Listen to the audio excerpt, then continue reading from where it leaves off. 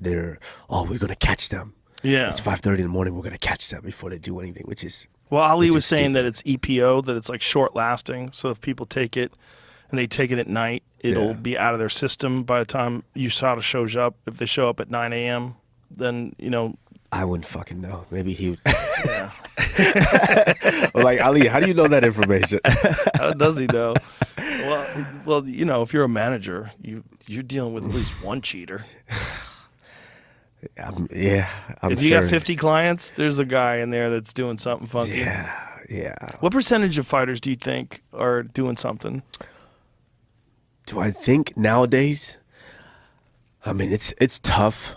It's tough. Because I never focused on that. I never worried about it. But I did know that, some fighters you could see back in the day, like, hey, this is not normal. Right. Last year I saw you, you didn't look like that. Right. And yeah.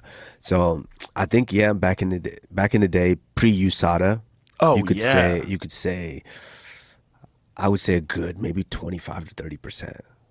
I think before USADA, it was higher than that.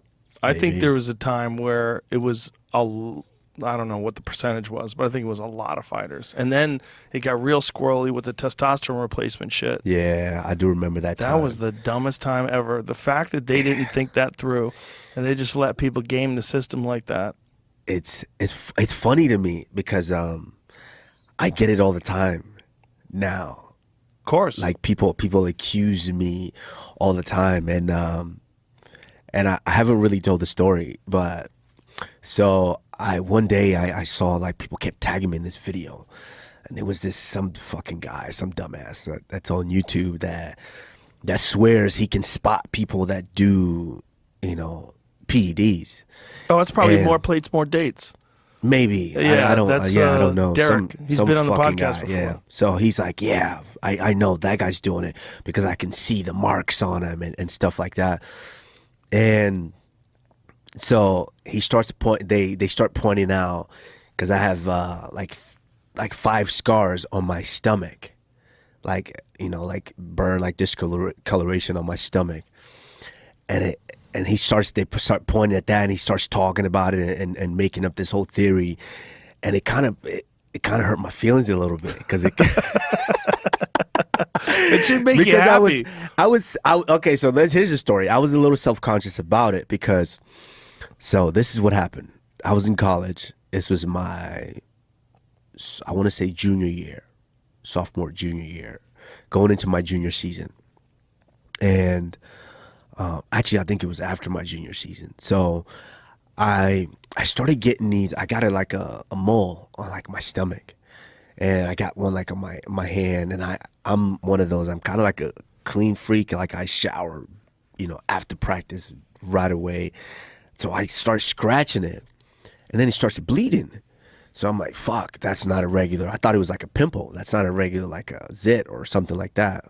So and then over time it was like 5 little ones, like tiny. You could barely see them.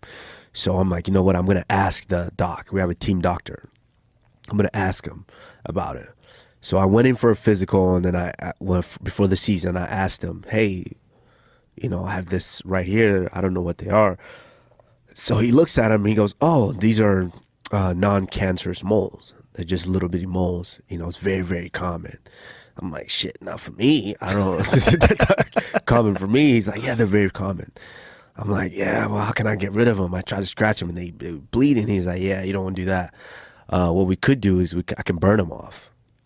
And I'm like, okay, fuck it, let's do it. Cause hey, spring break was gonna come up. Like I started, I'm lifting now. I got a body now. Right. I'm a junior, and I've looked jacked. So I'm like, spring break is coming. I want to look jacked. I want to look good.